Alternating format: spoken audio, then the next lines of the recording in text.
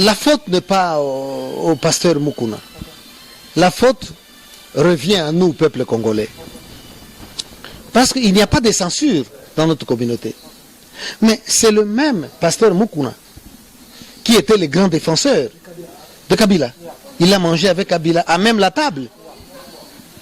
C'est le même Mukuna qui a défendu en plein culte qu'écoutez, il faut donner give a round of applause to Kabila. So what?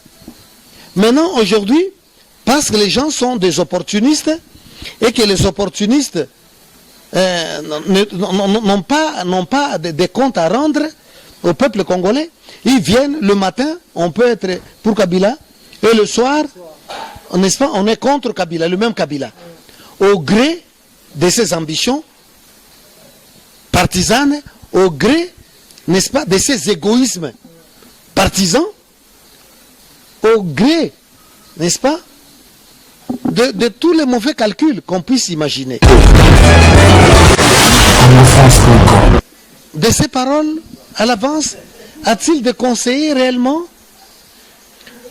On a appris qu'il a une armée, n'est-ce pas, de conseillers.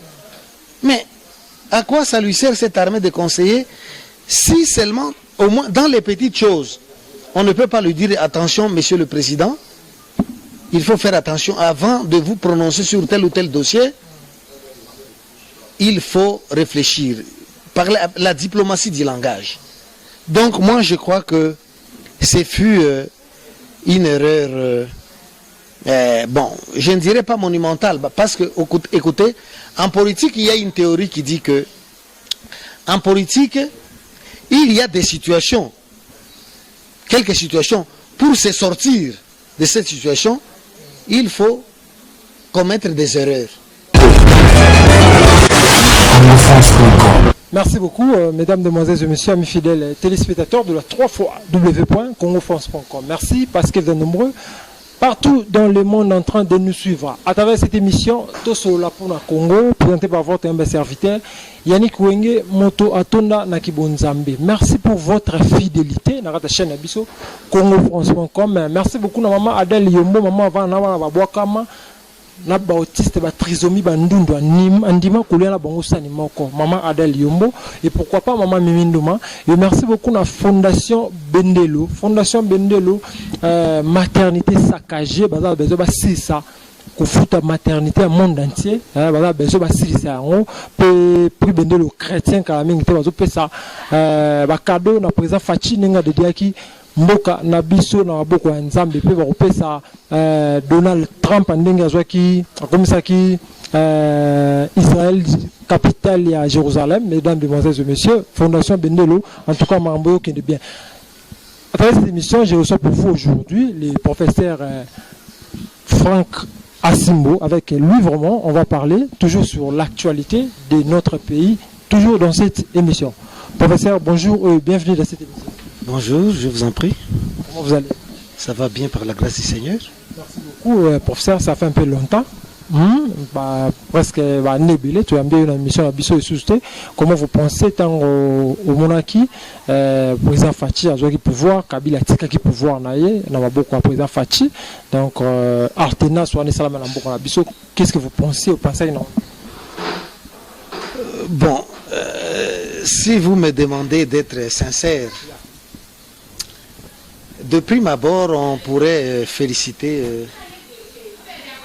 cette passation du pouvoir politique, passation pacifique du pouvoir politique, passation civilisée. Dans un premier temps, on a dit merci, bravo. Parce que c'était pour la première fois dans l'histoire de notre pays d'avoir un président sortant qui lâche le pouvoir, qui cède, qui passe le pouvoir donc à son successeur.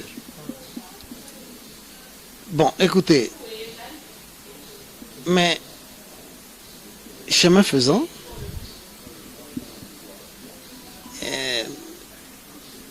il semble que cette passation de pouvoir dite pacifique et civilisée a beaucoup de choses à être reprochées.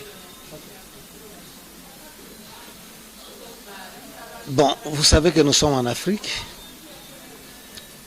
Et si on peut reculer d'un pas en arrière, c'est-à-dire Genève, et tout ce qu'on a appris de Genève, des accords de Genève, et 24 heures, 48 heures après s'être prononcé que les changements au Congo s'appelaient désormais M. Fayoulou Martin et Lamouka, donc 24 heures, 48 heures après, donc cette déclaration de bonne foi, entre guillemets, a été retirée au motif que les combattants de la base de l'UDPS étaient contre cette décision-là. Après, nous avons vu ce qui s'est passé. Le gouvernement qui a beaucoup traîné pour sortir. Donc, et les raisons, c'était que, bon, écoutez, tous les critères n'étaient pas réunis, c'est-à-dire les critères de parité, représentativité nationale, ainsi de suite. Nous, de notre côté, nous qui avons accordé les bénéfices du doute au président de la République, on a dit tant mieux, si tel est le cas. Dans les processus du temps, finalement, le gouvernement a fini par sortir. Et malheureux a été de constater que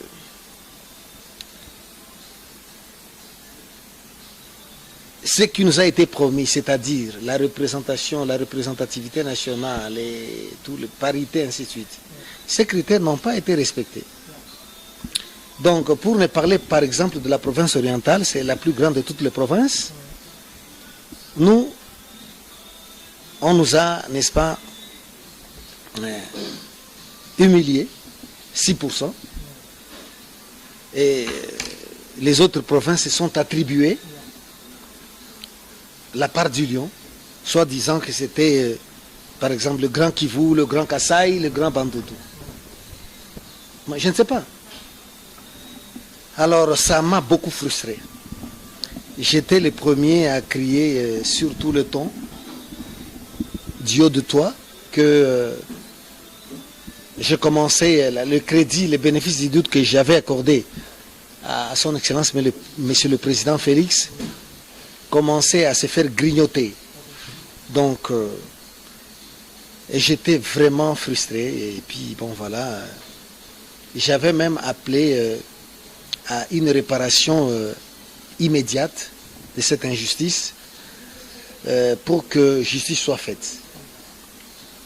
Alors, écoutez, mais pas dans l'intention de casser les vitres, c'est-à-dire que de tout chambarder, mais dans l'intention de montrer au monde que nous sommes partisans, n'est-ce pas, d'une représentativité équitable comme stipulé dans l'article 90 alinéa 3 de notre Constitution.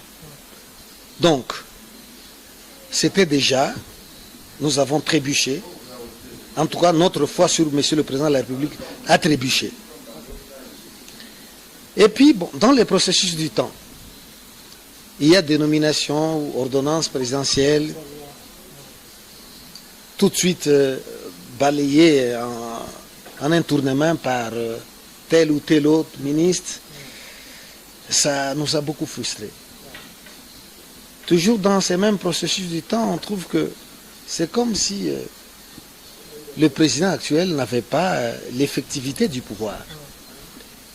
Et je peux me permettre de le dire à l'indicatif, c'est-à-dire que c'est un fait établi.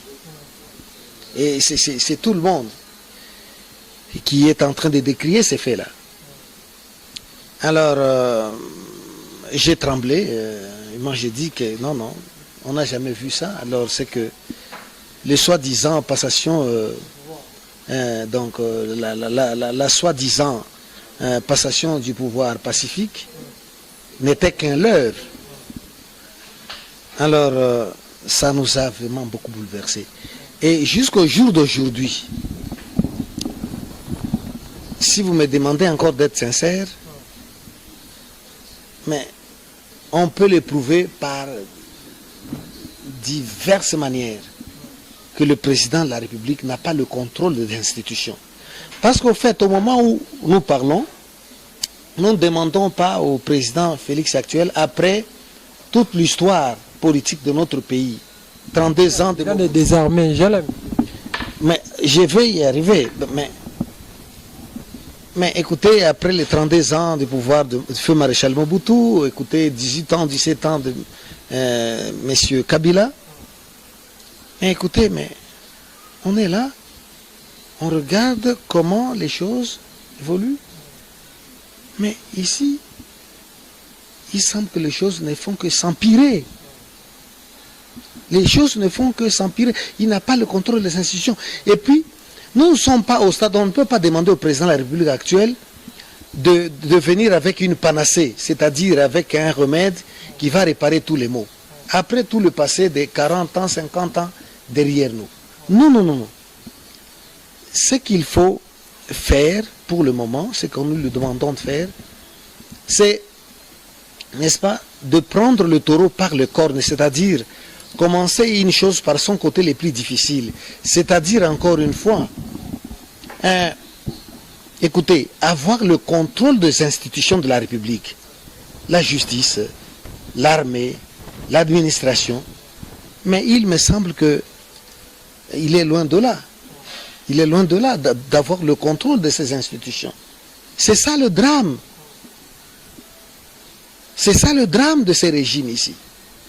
Bon, écoutez, certains peuvent dire que, écoutez, l'UDPS a été 37 ans dans l'opposition et puis ils étaient dans l'impréparation, patati patata. Mais quand même, avoir l'héritage de feu papa Étienne, bon, enfin, je ne sais pas, c'est dégénéré en échec comme ça fait très mal au cœur. Donc ce sont les quelques mots là que je peux placer en réaction par rapport à ces pouvoirs actuels qui laissent beaucoup à désirer. Prof, mais qu'est-ce que vous pensez par rapport à la coalition FCC et CAS? Cette coalition est aux antipodes du bon sens. C'est-à-dire que il n'y a aucune, n'est-ce pas, coalition qui puisse être au-dessus des intérêts de la nation. Vous comprenez? Mais alors le drame, c'est que cette coalition-là, FCC, est une coalition contre nature. Contre nature, c'est-à-dire que contre les intérêts de la nation congolaise. On ne peut pas, par exemple, privilégier au nom de ces accords, n'est-ce pas, conclus, et d'ailleurs dont le contenu nous reste jusqu'à présent inconnu, au nom de ces accords, dire qu'écoutez, nous avons fait ça au nom des accords que nous avons conclus.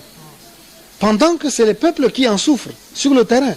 Donc, en un mot, c'est un accord, n'est-ce pas, bidon, un accord fossoyeur, n'est-ce pas, des intérêts de la nation congolaise.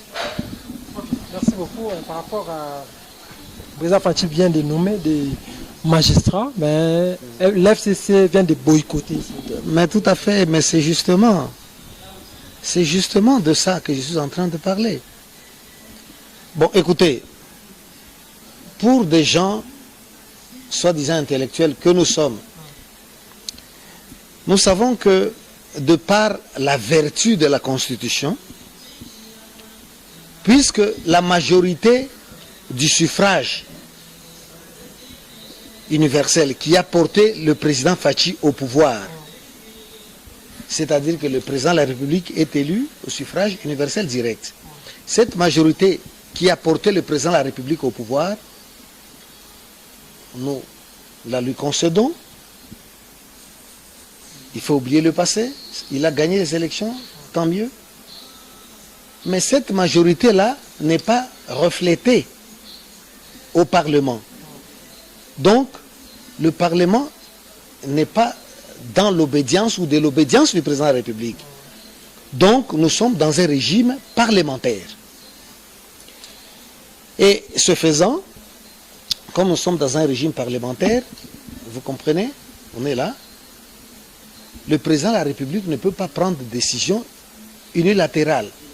Donc, dans la plupart des cas, quand vous regardez à la lumière de l'article 148 et 79 de la Constitution, donc dans la plupart des ordonnances assignées, le président a, n'est-ce pas, besoin d'avoir le contre-seing, disons, l'accord du Premier ministre. Comme il y a quelques jours passés, on disait qu'écoutez, bon, le président de la République va dissoudre le Parlement, ainsi de suite.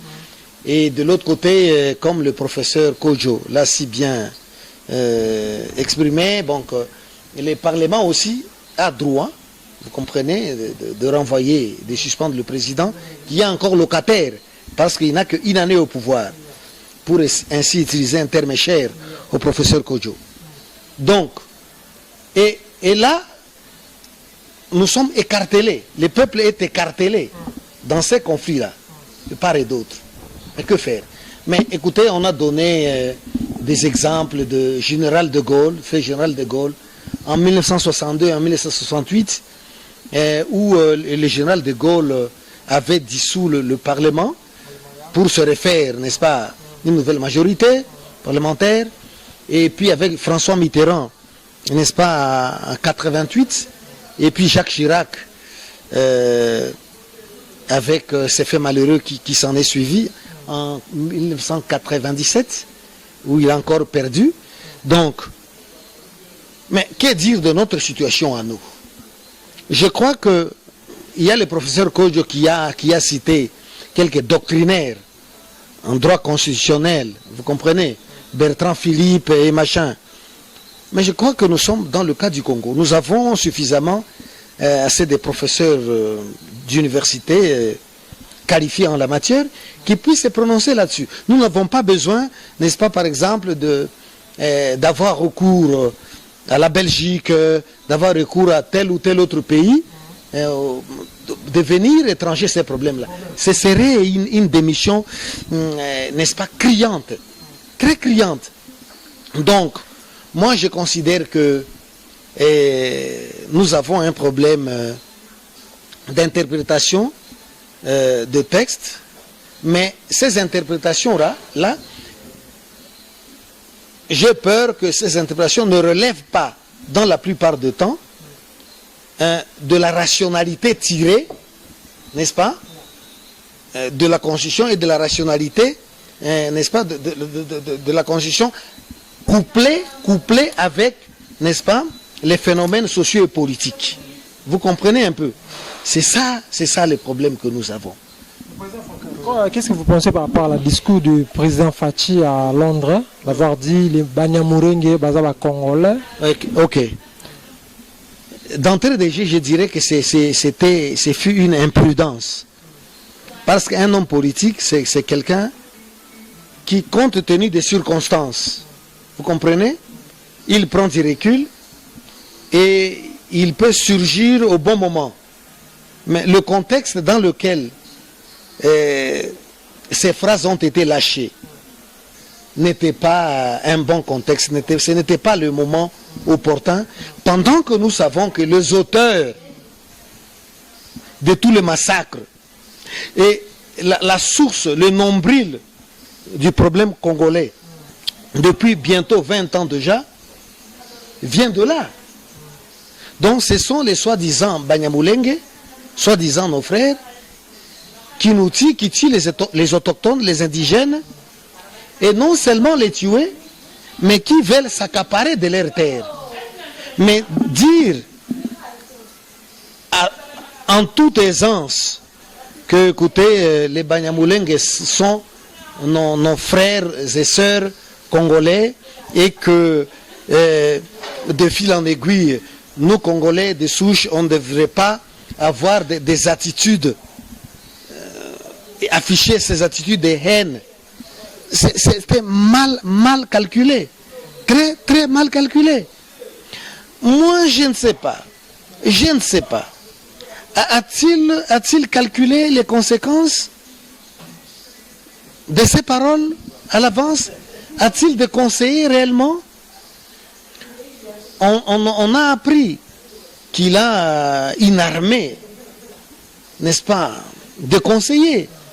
Mais à quoi ça lui sert cette armée de conseillers si seulement, au moins dans les petites choses, on ne peut pas lui dire attention, monsieur le président, il faut faire attention avant de vous prononcer sur tel ou tel dossier, il faut réfléchir, par la diplomatie du langage. Donc moi je crois que ce fut une erreur, bon, je ne dirais pas monumentale, parce que, écoutez, en politique, il y a une théorie qui dit que, en politique, il y a des situations, quelques situations, pour se sortir de cette situation, il faut commettre des erreurs. C'est une erreur qu'il a commise, mais il peut la réparer, la raccommoder, et donc à sa manière, mais pas attiser le feu, mettre de l'huile sur le feu de ces conflits qui nous opposent avec les Banyamulenge et continuer à s'entêter, à dire que non, écoutez, mais c'est vrai, mais ce n'est pas moi qui ai créé ces problèmes. Et moi, non, mais écoutez, c'est depuis le temps du feu maréchal Mobutu. Mais écoutez, commencez à justifier, vous ne faites qu'empirer la situation. Ce n'est pas satisfaisant. Okay. Merci beaucoup. On vient d'interpeller Pasteur Mukuna d'avoir insisté Kabila, toujours dans la télé. Et qu'est-ce que vous pensez à cela? Qu'est-ce qu'on reproche au pasteur? Qu'est-ce qu'on lui reproche exactement? Qu'il arrête d'insulter, mais c'est l'ancien président Joseph Kabila. Il a insulté. Moi, je ne sais pas. Mais écoutez, même avec ces... Moi, je suis aussi homme de Dieu. Je suis professeur de foi chrétienne. Mais écoutez, la faute n'est pas au pasteur Mukuna. La faute revient à nous, peuple congolais. Parce qu'il n'y a pas de censure dans notre communauté. Mais c'est le même pasteur Mukuna qui était le grand défenseur de Kabila. Il a mangé avec Kabila à même la table. C'est le même Mukuna qui a défendu en plein culte qu'écoutez, il faut donner give a round of applause to Kabila. So what? Maintenant, aujourd'hui, parce que les gens sont des opportunistes et que les opportunistes n'ont pas de comptes à rendre au peuple congolais, ils viennent le matin, on peut être pour Kabila, et le soir, n'est-ce pas, on est contre Kabila, le même Kabila, au gré de ses ambitions partisanes, au gré, n'est-ce pas, de ses égoïsmes partisans, au gré, n'est-ce pas, de tous les mauvais calculs qu'on puisse imaginer. Vous comprenez? Mais c'est ça le problème. Mais des gens comme le pasteur Mukuna, ce sont des gens qu'il fallait arrêter. Le peuple l'arrête et le juge. De quel droit vous faites toutes ces choses ici? Hier, voilà ce que vous aviez dit, aujourd'hui, ainsi de suite. Mais ce sont des gens qu'il faut corriger. Même s'il faut qu'ils soient emprisonnés ou même il faut punir ces gens-là. Il parle de Fachi. Non, mais c'est un opportuniste, il parle de Fachi comment? Il ne faut pas oublier que Fachi est de son obédience tribale, régionale. Il ne faut pas oublier ça aussi. C'est ça le danger qui nous guette, il ne faut pas oublier.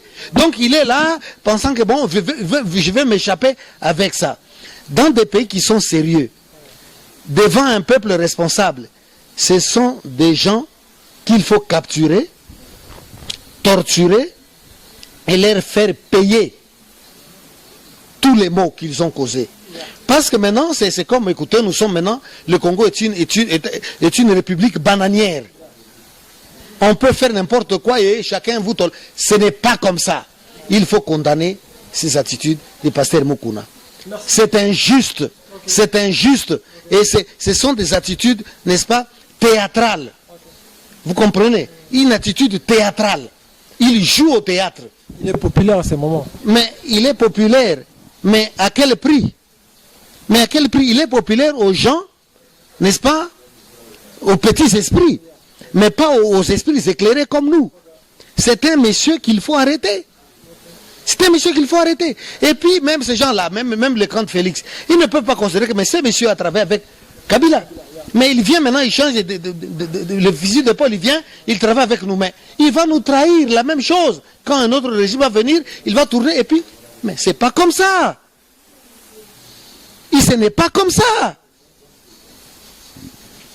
Merci beaucoup le professeur Franck Asimbo. Pour finir, Jantini Ngobila, gouverneur de Kinshasa, vient de suspendre 8 gouverneurs. Moko, il y a IDPS Azawa. Qu'est-ce que vous pensez? Quelle est votre réaction par rapport à... La raison de la suspension, c'est quoi? Kinshasa et Zassali. Et vous pensez vraiment que, rationnellement parlant, qu'on peut suspendre un gouverneur, un bourgmestre, pour des raisons de saleté, de malpropreté dans la ville? Est-ce qu'on a suivi la procédure? A-t-on épuisé toute la procédure? Parce qu'un bourgmestre n'est pas n'importe qui quand même aussi, dans l'administration. Est-ce que c'est permis de faire ça? A-t-on, n'est-ce pas, suivi toutes les étapes de la loi qui pourraient amener au monsieur le gouverneur de suspendre? Je ne sais pas. Bon, heureusement que vous parlez de suspension. Bon, je ne sais pas. Est-ce que avant cette suspension, y avait-il eu des avertissements? Y avait-il eu ceci ou cela? Je ne sais pas. Mais en tout cas, c'est aux hommes de la loi, encore une fois de plus, de prouver de quoi ils sont capables.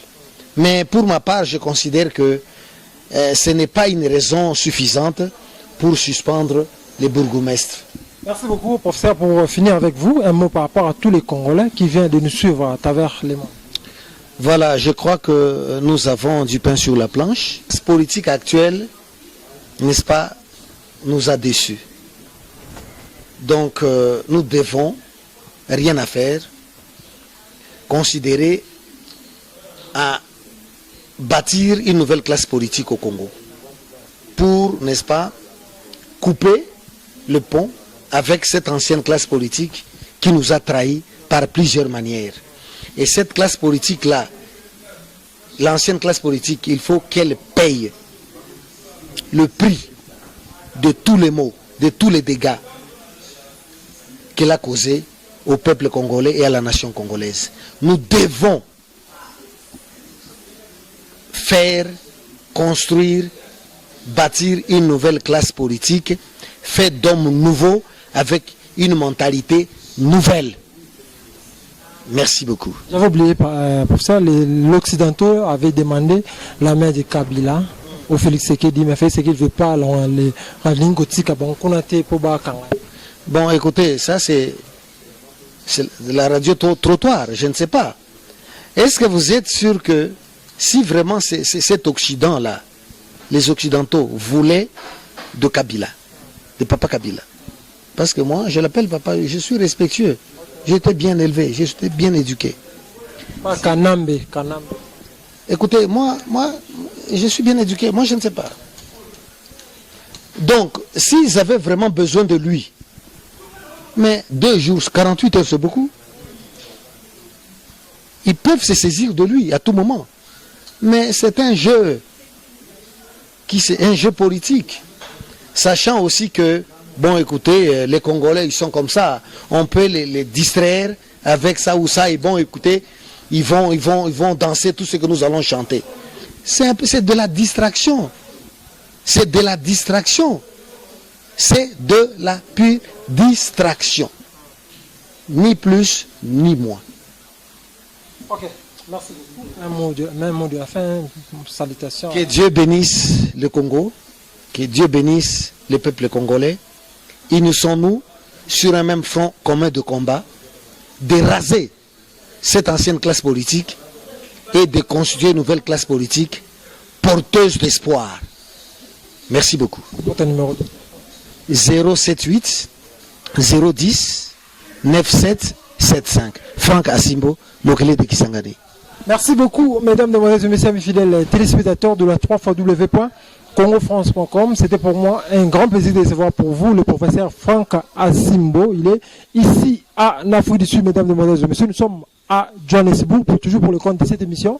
Tout cela pour la Congo. C'était pour moi un grand plaisir de le recevoir dans cette émission. Merci beaucoup à Fondation Bendelo Maternité Saccagée. Merci beaucoup à maman Adèle, maman Léa Labalababo, Kama Botiste, Trisomie, Katia Paris et maman Mimi Ndouma. Merci beaucoup à tout le monde qui a suivi cette émission. Merci beaucoup à Garçon de Taille, l'artiste patron, Béni Roumé. Merci beaucoup à tout le monde qui a suivi cette émission. D'ici là, portez-vous bien sur www.congofrance.com avec l'espoir de vous retrouver au prochain numéro. Ciao.